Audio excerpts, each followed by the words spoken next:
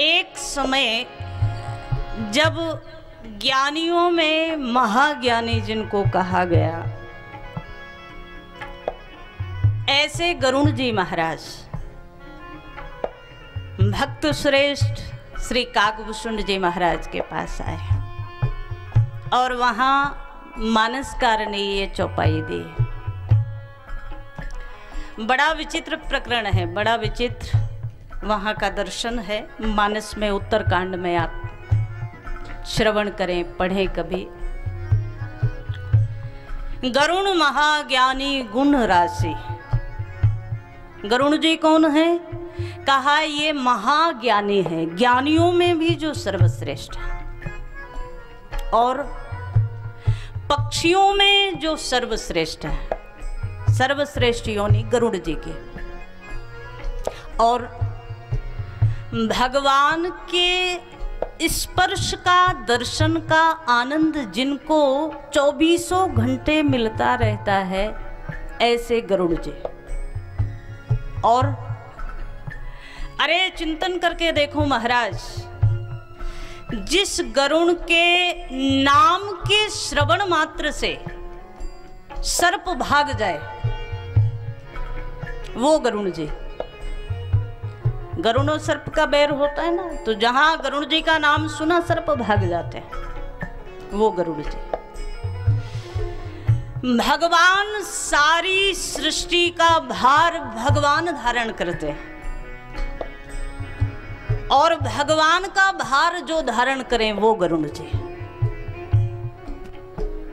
लेकिन महाराज ऐसे गरुड़ जी को भी एक बार बीमारी हो गई, समस्या हो गई।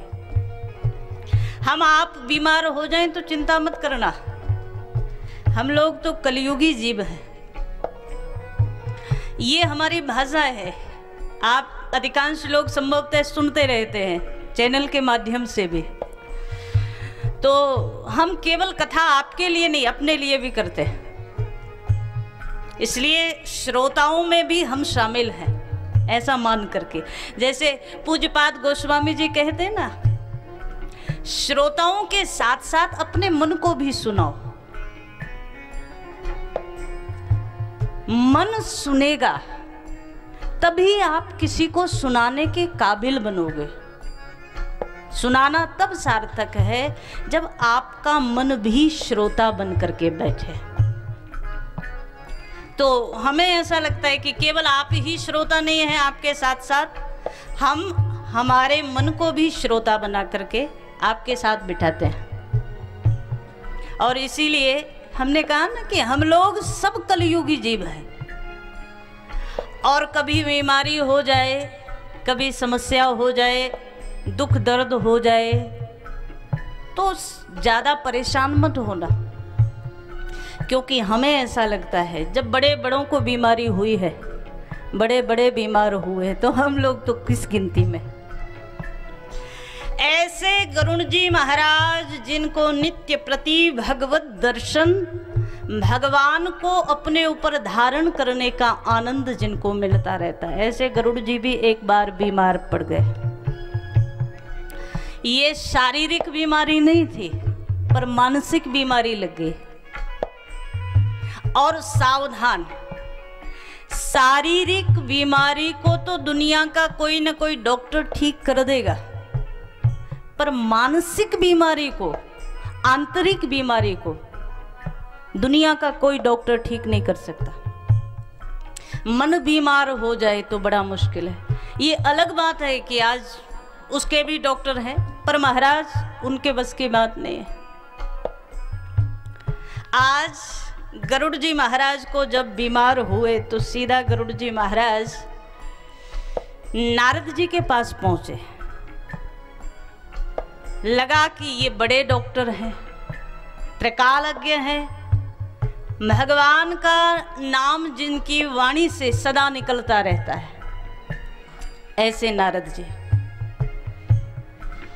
लेकिन नारद जी से कहा कि महाराज हमें मोह हो गया है, हमें संशय रूपी सर्प ने डस लिया है, आप हमारी बीमारी का इलाज करिए, हमें स्वस्थ करिए। नारद जी ने नेत्र बंद किए, सो जो दृश्य नारद जी को नजर आया सो नारद जी मौन हो गए। एक क्षण के लिए चिंतन करके देखो, नारद जी जैसे भगवत भक्तों में श्रेष्ठ, ब्रह्मा जी के मानस पुत्र, एक बार तो नारद जी बोल पड़े गरुड़ जी से, गरुड़ जी आपकी बीमारी का इलाज मेरे पास नहीं है, मैं नहीं कर सकता। पूछा क्यों? कहा जो आपको आज हुई है ये बीमारी हमें तो कई बार हो चुकी है, हम तो कई बार के बीमार हैं। एक प्रसंग तो मानस में ही आता है ना, विश्व मोहिनी के रूप में। तो नारद जी बोले कि ये जो भगवान की माया आपको सता रही है, हम तो इस माया के वशीभूत एक बार नहीं हजारों बार हो चुके हैं। जब हमें अपने आप पर ही कॉन्फिडेंट हम अपने आप में ही नहीं है, हम आपको क्या क्या इलाज करें, आपका क्या बता दें, क्या उपाय करें। गरुड़ जी उदास हो गए कि महाराज फिर कहाँ जाएं, क्या करें। नारद जी ने कहा हम तुम्हें हमारे से बड़ा जो डॉक्टर है उसके पास भेज देते हैं। किसके पास जाएं? कहा चार मुख वाले ब्रह्मा जी के पास चले जाओ। हमारे भी जो पिताजी हैं, सारी सृष्टि के जो रचनाकार है, ऐसे पितामह ब्रह्मा के पास चले जाओ। देखो हमारा आपका कितना बड़ा सौभाग्य है। आज संभवतः आप सभी लोग प्रथम बार ही यहाँ पुष्कर में आए हैं। ये संपूर्ण तीर्थ जितने भी हैं, संपूर्ण भारत भूमि के तीर्थों के गुरु हैं पुष्कर जी, जहाँ आप लोग बैठे हैं। और गुरु से बड़ा कोई तत्व नहीं होता। तो हम आप सब जहाँ बैठे हैं, ये पुष्कर कोई सामान्य चीज नहीं है। जैसे प्रयागराज तीर्थों के राजा है, सभी तीर्थों के राजा प्रयागराज, वैसे ही सभी तीर्थों के, प्रयाग के भी गुरु पुष्कर है। और एक चीज, पुष्कर को हम जिस दृष्टि से देखते हैं, ये भूमि ये सात्विक भूमि है, ये तपस्थली रही है। विश्वामित्र जी ने यहाँ तपस्या की है, वाल्मीकि रामायण में वर्णन आता है।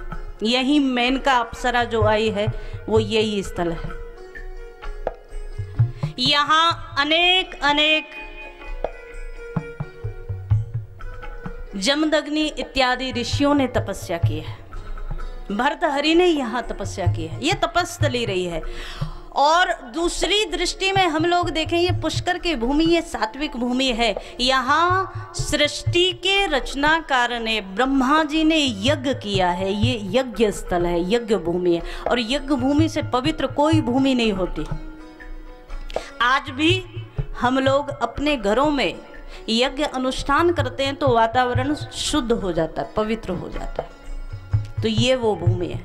यहाँ हम आप सब आए हैं तो हमारा तो व्यासपीठ से आपको यही कहना है कि 7 दिन तक, मोदानी जी कह रहे थे 5 स्टार से भी बढ़िया भोजन की व्यवस्था रहेगी, कहा था आपने। तो देखो भोजन की व्यवस्था ठीक है, लेकिन केवल भोजन तक मत रह जाना, भोजन के साथ साथ भजन की भी चिंता करना। भोजन तो मिल जाएगा, घरों में भी मिल जाएगा, होटलों में मिल जाएगा, लेकिन तीर्थ सेवन का आनंद तब है जब भजन की चिंता ज्यादा हो, भोजन की कम हो। यहाँ रहकर तपस्थली में, यज्ञ स्थल में अगर हम लोगों ने भजन नहीं किया, साधना नहीं की, सेवा नहीं की, तो महाराज तीर्थ सेवन बेकार है। बैठते ही हमने एक बात कही कि कथा मनोरंजन का विषय नहीं है। ऐसे ही कहना पड़ता है व्यासपीठ से, तीर्थों का सेवन भी अधिकांश लोग केवल मनोरंजन की दृष्टि से करते हैं। संडे की छुट्टी है तो चलो हरिद्वार घूमाते हैं। आज लोगों की वाक्य शैली भी अगर आप देखें, कहाँ जा रहे हो, कहा हरिद्वार घूमने जा रहे हैं, बद्रीनाथ घूमने, ये घूमने की जगह नहीं है, ये साधना की जगह है। जिस बद्रीनाथ क्षेत्र में स्वयं भगवान ने चने चबाकर बेर का फल खा करके स्वयं नर नारायण ने तपस्या की है, वो तपस्थली कितनी पवित्र, कितनी साधना स्थली रही होगी, सोच कर देखो। तुम वहां केवल गए और तीर्थ सेवन के नाम पर केवल मनोरंजन की दृष्टि से, पिकनिक की दृष्टि से सब किया, वापस आ गए, कोई लाभ नहीं है। साधना स्थली पर जाओ तो भजन की दृष्टि से जाओ, साधना की दृष्टि से जाओ। और एक चीज, तीर्थ क्षेत्र में किया हुआ भजन हजारों गुना ज्यादा होकर के प्राप्त होगा, शास्त्रों का वचन है। लेकिन तीर्थ क्षेत्र में निवास करते हुए किसी की निंदा की, तीर्थ क्षेत्र में किसी से सेवा ली, आज प्रथम दिन स्पष्ट कर दें आपको, यहां अपने हाथ से अपनी सेवा करो और मौका मिले तो किसी और की कर देना, कराना मत, क्योंकि ये तीर्थ स्थली है। यहां अगर आपने किसी से सेवा ले ली तो आपका जो पुण्य अर्जन था वो उसको मिल गया। आप तो खाली आए थे, खाली ही वापस चले गए, कुछ ले जा नहीं पाओगे। एक बड़ी सुंदर बात, तीर्थ क्षेत्र में हम लोग हैं, पुष्कर में हम लोग हैं, ये तीर्थों का गुरु है। और अक्सर हम कहते हैं गुरु कौन है, तो कहा गुरुर ब्रह्मा गुरुर विष्णु गुरुर्देवो महेश्वरा।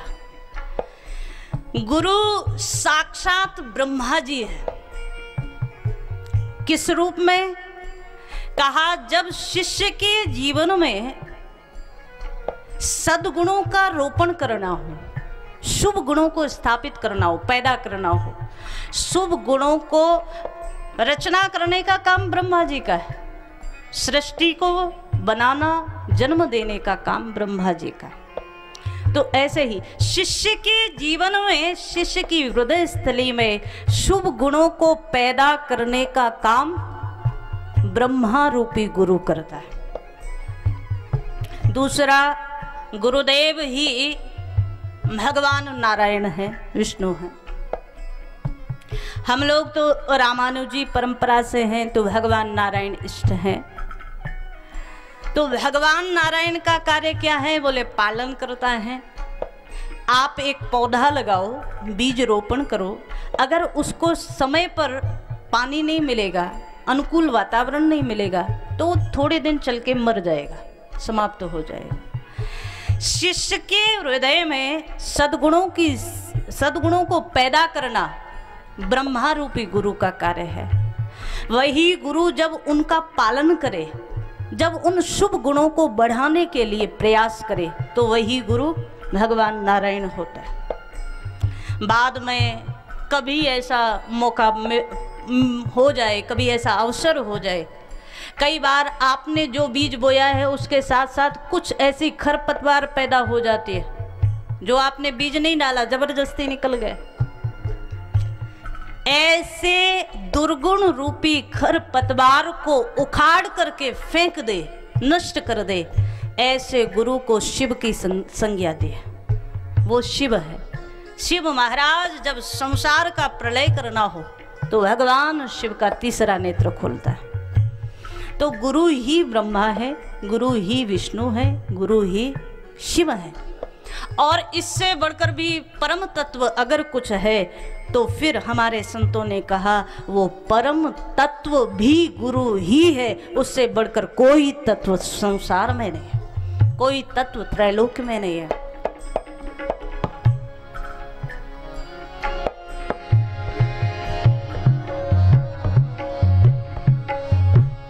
गुरु बिन भवनिधि तरई न कोई, गुरु बिन भवनिधि तरई न कोई। बिना गुरु के भव निधि से पार होने की सामर्थ्य किसी में नहीं है। तो जिस भूमि में हम लोग बैठे हैं, ये भूमि साधारण नहीं है, सब तीर्थों की गुरु है। गुरु मतलब परम तत्व, गुरु मतलब सब तीर्थ आपने किए और पुष्कर का सेवन नहीं किया तो आपकी तीर्थ यात्रा अधूरी है, और यहाँ आप पहुँच गए तो तीर्थ यात्रा पूर्ण हो गई, यात्रा पूर्ण हो गई। तो चिंतन करके देखे, जब गरुड़ जी महाराज को थोड़ी सी समस्या हुई, नारद जी के पास आए। नारद जी ने इशारा कर दिया, महाराज हमारे बस की बात नहीं है, आप चतुर्मुख ब्रह्मा जी के पास चले जाइए। ब्रह्मा जी के पास आए गरुड़ जी, महाराज हमारी समस्या का समाधान करो, क्या हुआ तो सारी समस्या बताइए। इसके बाद ब्रह्मा जी भी एक क्षण के लिए मौन होकर के नेत्र बंद करके सोचने लगे क्या उत्तर दे। क्यों? जिस बीमारी से गरुड़ जी ग्रसित हैं उसी बीमारी ने हमें भी कई बार विमोहित किया है। कह दिया आप आगे चले जाइए। कहाँ जाएं? शंकर जी का रास्ता बता दिया, कैलाश पर चले जाइए। गरुड़ जी कैलाश पर आए। शंकर जी को लगा, शंकर जी राम तत्व को, ब्रह्म तत्व को जानते हैं, लेकिन शिव जी को लगा कि अगर हम गरुड़ जी की जो बीमारी है, जो समस्या है, जो राम तत्व के प्रति मोह है, उसे हम मिटा दें तो कल गरुड़ जी को दूसरी बीमारी लग जाएगी। क्या? कई बार हमने कई लोगों को कहते हुए सुना है, अरे महाराज हमारी बीमारी को छोटा मोटा डॉक्टर तो पकड़ ही नहीं पाया, हमारे इलाके के जितने भी डॉक्टर थे ना उन सब ने हाथ खड़े कर दिए, फिर तो हम बड़े हॉस्पिटल में गए, बड़ा डॉक्टर। कई लोग तो कहते विदेश से बुलाना पड़ा तब काम हुआ। तो शंकर जी को लगा अगर आज मैं गरुड़ जी के अभिमान को, गरुड़ जी की शंका को, गरुड़ जी के मोह को दूर कर दूं तो गरुड़ जी के मन में एक अभिमान सूक्ष्म पैदा हो जाएगा, अरे महाराज हमारी बात शंकर जी ने हमारा समाधान किया और कोई नहीं कर पाया। तो शंकर जी को लगा कि इनको इनसे छोटा जो हो उसके पास भेजना चाहिए। और तब शंकर जी ने कहा कि देखो आप आए हैं ना, आपकी शंका का समाधान तब होगा जब बहुकाल करिए सत्संग, बड़े समय तक सत्संग हो, आदान प्रदान हो, जिज्ञासा और समाधान हो, तब जाकर के आपकी बीमारी दूर होगी।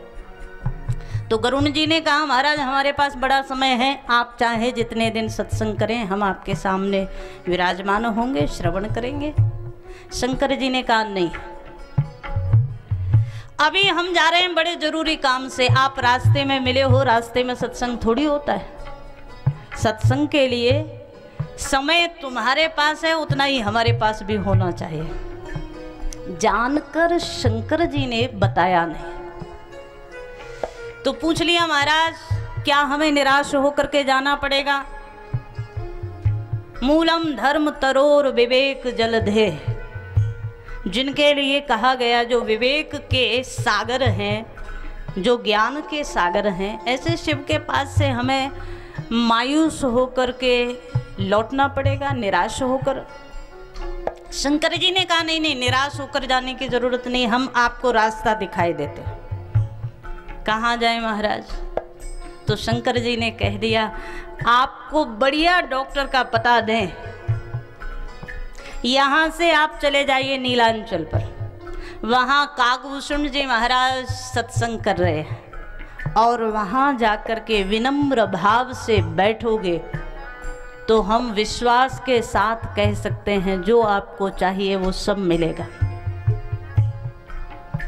और शंकर जी ने एक बड़ा बढ़िया इशारा किया, बड़ा विनोद किया है। शिव बोले हैं कि देखो समझे खग खग ही की भाषा, पक्षी पक्षी की भाषा को बढ़िया से समझ सकता है, मनुष्य मनुष्य की भाषा को समझ सकता है, तो भाई समान होना चाहिए ना।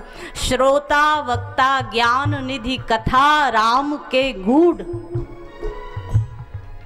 एक बार तो महाराज कथा कहने वाला, कथा व्यास तो परम ज्ञानी हो, नीचे बैठने वाला उसको पता ही नहीं राम कौन और रावण कौन, तो महाराज वो कथा हृदय में नहीं सिर के ऊपर से निकल जाएगी।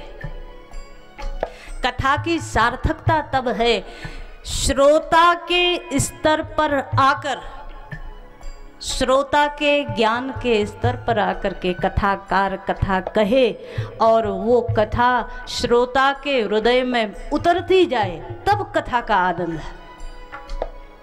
यहां चिंतन करके देखो, महाज्ञानी गरुण जी महाराज कागभूषण जी के पास आए और बड़े भाव से, प्रेम से, आदर से प्रणाम किया, प्रश्न कर दिया, महाराज मेरी जो शंका थी वो तो इस स्थान का दर्शन करके ही चली गई, आपके आश्रम का दर्शन करके ही मेरी बीमारी दूर हो गई। अब तो एक काम कर दीजिए। क्या? तो गरुण जी बोले हैं कि महाराज अब श्री राम कथा अति पावन, सदा सुखद दुख पुंज न सावन। अब तो कृपा करके सादर तात सुना बहु मोही, आप भगवान के चरित्र कहें और मैं भगवान के चरित्रों में डूबता जाऊं, ऐसी कृपा कर दीजिए। हम एक बात आपको हमेशा कहें, दुनिया में सब आसानी से मिल जाएगा, सरलता से मिल जाएगा, लेकिन भगवान की कथा ये बड़ी दुर्लभ है।